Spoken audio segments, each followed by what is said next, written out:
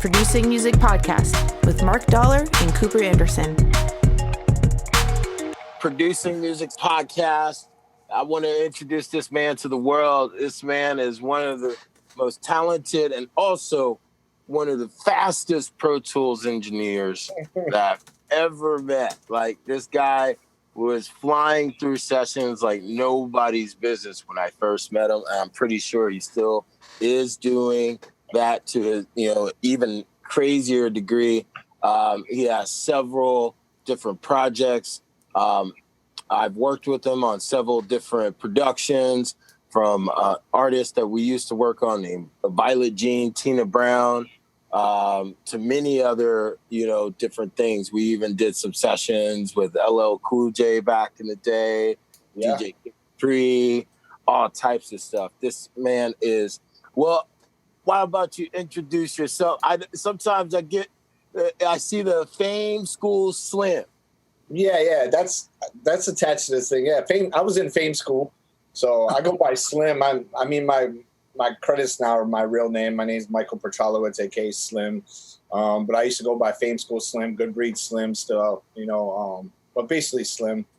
Been in many different situations and producing, mix, mastering, recording engineer. So, just been working with a ton of different artists over the years, man. I mean, my list ranges from the new young kids. Like, I just did something with Trippie Redd, and I did McConan and Azalea Banks. And then French, and then back in the days I did Styles P, LL, so many, man. God rest his soul, Prodigy, Memphis Bleak. I did a lot of stuff with him and his crew, Warehouse and stuff. But and then we did Fame School, and we had Manola Rose, and we had a crew, and it was steaming in New York, and shit just went crazy, man. We did the song with French Montana called Super Flexin', and that was pretty crazy, man. And Run Ricky Run. And those were like staples in New York at that time and stuff. But I'm just constantly working, pitching records, mixing, and looking for the new generation of talent and everything. That's fucking sweet, man. That's awesome. You've always had your ear to the streets. Hell yeah. How do you go about searching for new artists? You always have done that. You've always had your ear to the streets. What are you looking for when you look for a new artist? How do you try to, take them under your wing as a producer? There's always like an it factor, I think. Like you kind of stumble across people. The only difference nowadays is, I think because of the immediacy of people's satisfaction of, people post Instagram, they think they're stars and everything really quick. They get misconstrued of the fact of like, you still got to put in the work, you know what I mean? And now people can have it factors and just be lazy, So my biggest thing right now is when I work with artists, I want to see, like, I'll work with them and do something, and then I'll give them the ball and be like, all right, go run with it. Before I dive too far in, because there's been so many years and so many artists I've put over the amount of work in. I'll do a project and mix it 10 times, mastered everything, and then the records don't even come out, and then they're not even doing music. It's like I'm not wasting my time. Yeah. But you could kind of see now, like, I have a couple artists I'm working with now. They're really young and stuff, and it's I kind of like, I give them the tools and I give them the song. I'll give them one at a time. Before I used to give them like 20, like a mixtape, and like, here's all these songs. But now it's like, here, put this out. Build yourself up a little bit, and then let's go to the next stage. And then also, just, you never know when things are going to stumble across you. So my thing is just being prepared, and like having the songs. Like over the quarantine, I locked myself in the studio basically every day, and I didn't work with no artists. So I was doing online sessions here and there, but over 6 weeks, I did 70 instrumentals, and it was just like, I was like going to be prepared. So when this door opened, it was like, all right, well, now I'm working. I'm loaded up. So now if an artist comes across my path, I'll be able to like, I got an artillery. And it just randomly just happened just now, which is crazy. It's like an artist I used to work with a few years ago when I was in Fame School. His name is Donis. So he's coming back now, and he just put a song out, and it's just the timing of everything. Like, sometimes you just catch magic in a bottle. He's got this new song out called Black Boy, and it's incredible, and it's about the movement and everything that's going on right now. And it so happens that Time Magazine picked him up as one of the best songs of June with Beyonce's Black Parade and a couple others. And now he's in California right now doing the BLM rally, and he's got label meetings out the ass, man. Everybody's trying to sign him. It's just, but we were prepared. So when he came in the studio, we did like 6 songs in like 2 nights, man. It was just like having that preparation, so to speak. Wow, that's awesome, man. Yeah, you've always cranked them out so fast. Yeah, man.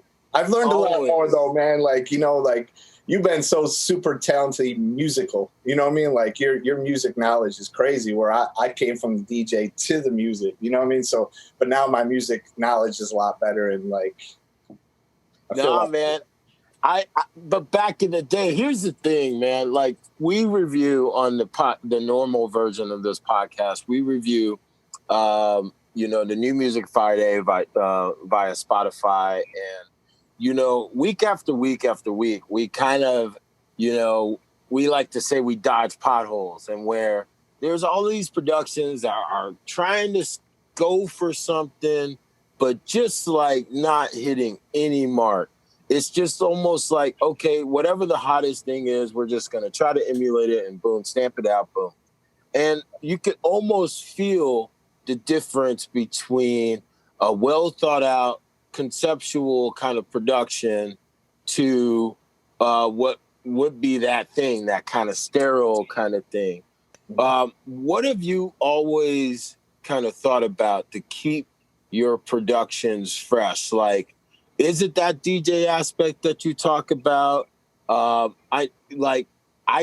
personally think that's a big aspect. I've always loved that about your productions, because you managed to put so many sounds in. However, still it made sense in some big ways. How would you go about it, like describing that? It's every artist is a different approach. You know what I mean? Sometimes, you gotta keep it simple, stupid. And like now it's like get back to basics. But one thing I go about now is I want to be proud of whatever I'm doing, because there was times where it's like you kind of like let a management team or an A&R or somebody that's overseeing dictate where you're going to take it, because that's what they want, for the artists. And the artists, a lot of times these people, they don't even know what they want until they hear it. You know what I mean? Like they say, oh, like sometimes I get briefs now where they're like, we want a Kanye West snare and a Big Sean hi-hat. And it's like, what the fuck y'all talking about? It's like, just make something cool and refreshing. And my biggest test now is like, if I do something and I can go home and I put it on my iPhone and I listen to it and I put it on my chest while I'm laying in bed and I just listen, am I happy with it? Or is this something that's just going to fucking like, am I proud of it? Is it something that could push the envelope a little bit? Is it too safe? Is it, because it's easy to crank out like safe beats, you know what I mean? And I still do tracks that are like, what's popping. The younger generation, they dictate music, you know what I mean? It's always like that, you know what I mean? So you can't go too far until you find that artist that is experimental and is ready to push the envelope. So it's the case by case scenario, you know what I mean? And I can't really say there's a format to it. You know what I mean? I'm making tracks, how I used to do, like always on Pro Tools. And now I go back and forth with Ableton Pro Tools. And sometimes we start with live instruments. Sometimes it's just in Pro Tools. Sometimes it's just Ableton, and then I dump it. And, it just, whatever feels right. You know what I mean? Yeah. Yeah. That's fucking awesome, man. Yeah, man. So, Cooper, just like you guys are two of the most efficient Pro Tools engineers. And I wouldn't have any of the knowledge of the foreground or just any skill set if it were not for you guys. Just being in some big sessions with you and with Cooper, I've seen you guys do some magical things in these sessions. Can you guys, share in on what makes an efficient engineer in some of those big, high profile sessions? Mm-hmm. I mean, the biggest thing for me is you can't fuck the vibe up, man. You know what I mean? You just the things just gotta be rolling. And when sometimes when an engineer is a little too slow or taking the time, it'll fuck the artist up. You know what I mean? It'll get them out of their mind. So you kind of want to just, you know, like keep it rolling and I'll clean it up later. You know what I mean? Like we'll figure it out. And then, you know, making sure you playlist everything, because there's nothing worse than when an artist is like, yo, that take 3 takes ago. Like, there is nothing more embarrassing, man. But you said delete it right after you did it. Yeah. I keep everything, man. Yeah. And so it's time to get rid of it. You know what I mean? Like, Yeah. you never know, you know, but you want to make artists comfortable, man. That's the biggest thing. And yeah, I would say that. And, you know, all engineers, like if you're at a certain point, you know how to, you know what equipment to use, what thing, but keeping the vibe right is an important aspect of everything. Yeah, you're absolutely right. I definitely learned that from you. I mean, we've had parties like Cooper back in the day, like this production company Out the Box that we worked for. Yo, like it was like we had parties like 100 people sometimes during a session. Like it was wild. That's how it was with Fame, when I was in Fame School too, because I was on 30th Street at the time, and like people would just show up, man, and it would be so crazy. I remember doing sessions with artists, and I'm like putting my ear to the speaker trying to hear what the fuck they're doing in the booth because there's so many people partying behind me. But you don't want to fuck the vibe up, you know what I mean? Like it's like, all right, I'll figure it out. Some people love that stuff. Yeah. Go to the club and then just go to the studio, lay down the track real quick. Yeah. A lot of artists need that. They, you know, a lot of artists are insecure, you know what I mean? So they feel if they got their boys and it hypes them up. And, you know, some artists I work with, they can't do nothing unless they got fucking alcohol or drugs. And then there's some artists who want to work at noon with me, you know what I mean? Like sober with coffee, you know? As long as they're paying by the hour, right? Keep it rolling. Exactly. If you're doing great stuff, that's all that matters, man. Yeah, man. Friggin' awesome. So tell me about your kind of partial workflow between Pro Tools and Ableton, because you're saying now you're kind of going back and forth between Ableton. What is that like for you? It's awesome, man. I mean, most of the time when I have Ableton involved, I start in Ableton and then I'll just dump it, you know, the stems, and then go right in Pro Tools just because I'm so fast and good with that. But I love working on Push, man. Like it's awesome. It's real intuitive and it's inspiring too, you know, because for years I was doing so much in Pro Tools where it was like I wasn't even moving drums around, sliding around, and you know, and figuring the pocket out, which took longer instead of me just playing it on the drum machine, you know what I mean, and having kits loaded up. And it's just so different now, man. It's, you know, when I started, it was like there was no computers, and you know, there was computers, but not like, you know, it was like an MP. I had to have an MPC and I had to have a fucking keyboard. You know, there was no kids are pulling these laptops out, man, making crazy beats, man. It's fucking nuts. They don't do music at all. They just draw everything. It's so crazy, man. But I understand it. I wish I had that tool when I was younger, you know what I mean? But it is now. So at the same time, you got to take advantage of the tools of the time, because if you want your sound to sound a certain way, you can't just use old stuff. You know what I mean? Like you have to keep paying attention to what's new, what's the new plugins. Like I'm always constantly looking for new like EQs, because plugins are getting so smart now. It's incredible, man. Like, oh yeah, you know, and it's like they work with each other to get rid of certain frequencies that the other ones fight. And it's just like before you have to like, oh man, you got to sweep through everything and go, you know what I mean? But now but you just got to stay ahead of the technology, I think, you know, and just make sure it's good. But I usually start in Ableton and dump Pro Tools, and then I'll usually do a loop, 8 to 16 bar loop in Ableton, get all the stems I want, dump it in, dump the MIDI in, and then really arrange the song from there. Yeah. Are you still mixing in Pro Tools? Always, yeah. Yep. Okay, cool, man. Yeah, you're right with the EQs and plugins, man. We've been talking about like situational versus coincidental recordings. That was like kind of our theme of our podcast today, and where obviously it's like if you're going for a sound, you got to go with what was used for that sound. Sure. Like if you're going for 80s production, you got to go for 80s style tape drums or synthesizers, you know, super analog. Certain delays and reverbs are very akin to the 80s sound as well. Exactly. You know, so yeah, like, I think it's one of those things and where if you're right, if you're looking for, and Cooper said it the best today, if you're looking to break the rules, you kind of have to know the rules first, Sure. you know? Yeah. For sure. Yeah. And you know, it's like, you got to learn when to let go. You know what I mean? When you're producing, it's like some of these craziest records out now are done by kids in bedrooms that don't know music. You know what I mean? And it's like, they don't have no rules. So you're kind of like in that stream sometimes. So it's like, all right, well, let me think in the mind state of like getting back to when I was just having fun, man. Like I didn't know what the fuck I was doing, but I was having fun. And that's like the thing, because as you get older and you've been doing it so long, you get bitter, things go on, you know, you have situations don't work out, and you go through all this crazy shit, and you got to think to yourself like, man, I want to have fun, man. It's about having fun. And that's when some of the best records happen, when there's no, you know, there's no care, you know, no pressure. Like I have to sound like this. It has to be like this. It has to be this tempo. It's like, fuck, man, let's try something different and just have fun. Yeah. Fuck yeah. Fuck yeah. That's fucking awesome, man.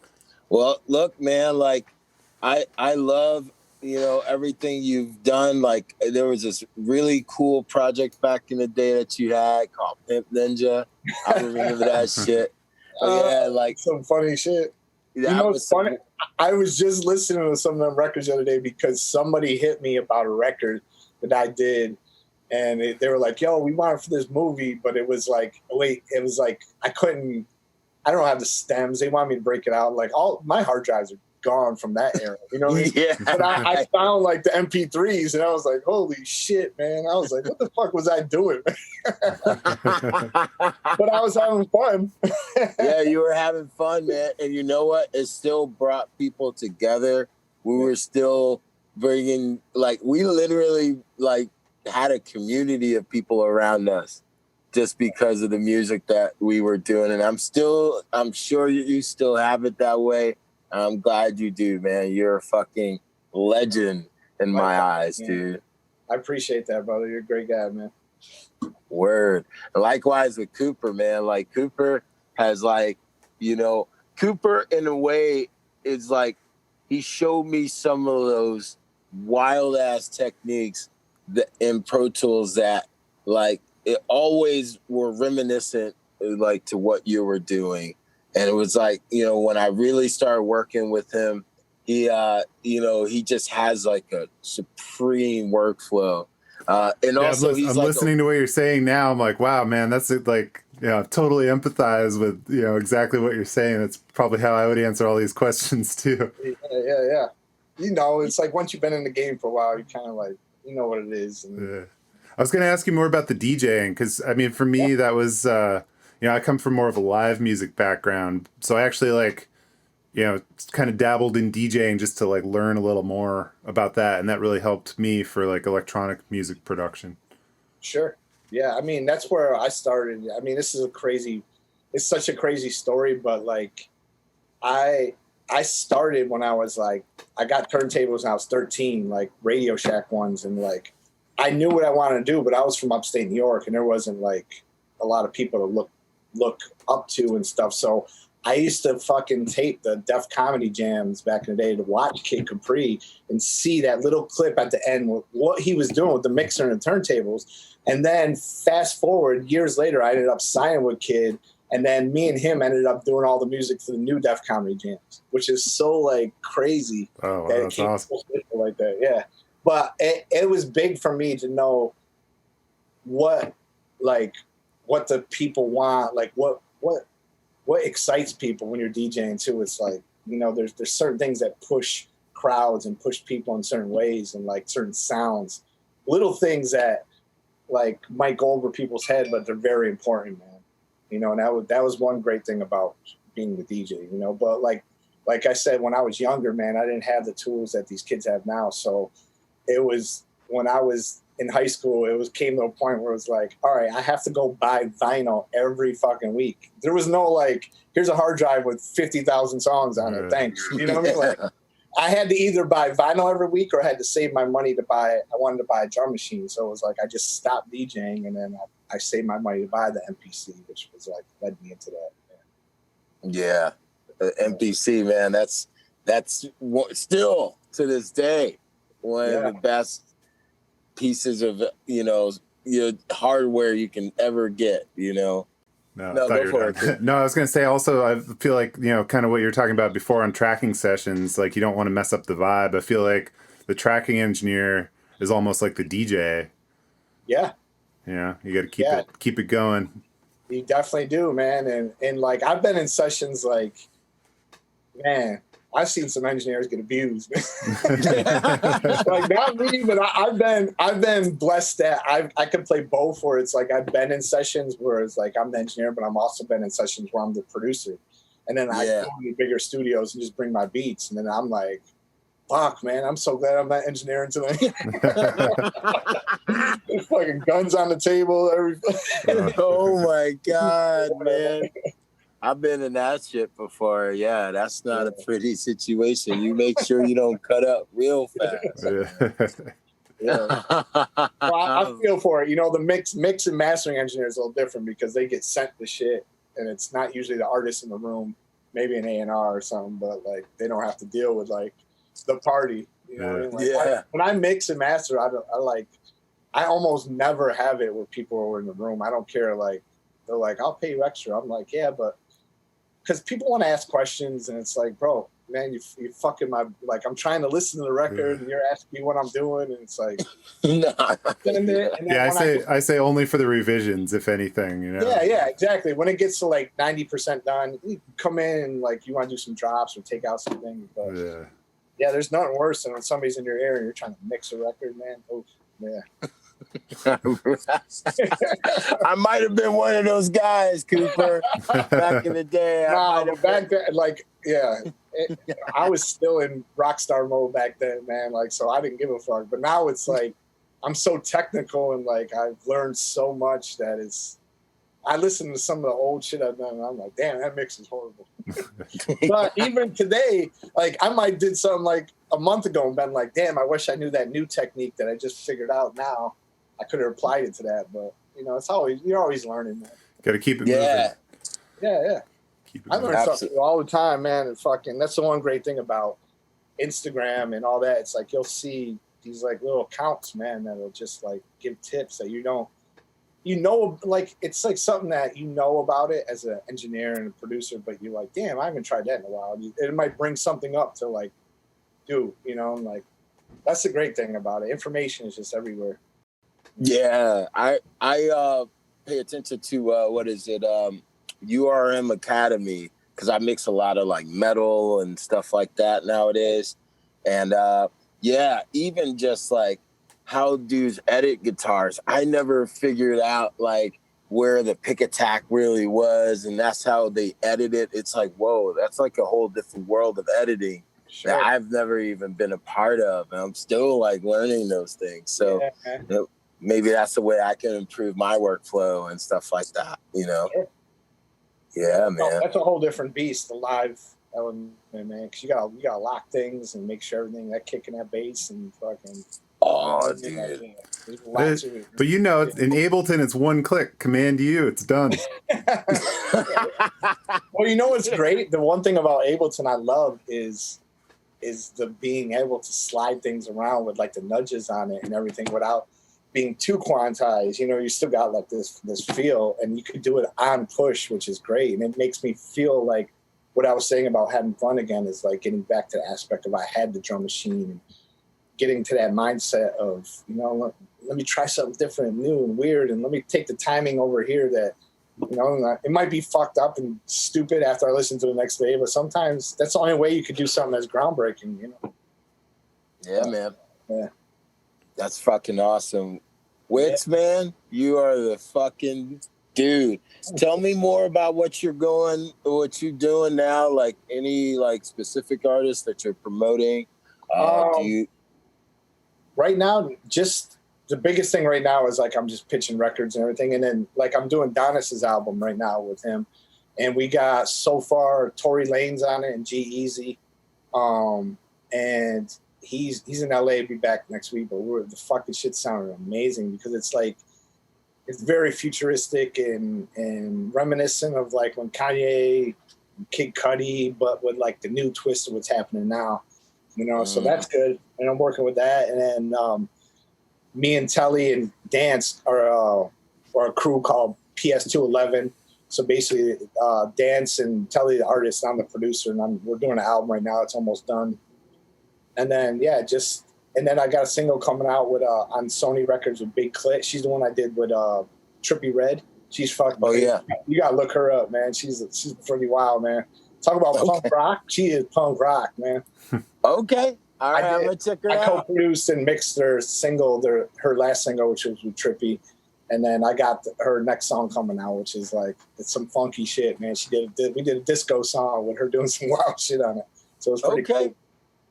But yeah, and just grinding and just like getting in where I fit in, man. That's it, man. And then this young girl too, I'm producing for. Her name is Sky Katz. She's 15, man. So I started working with her when she's 12.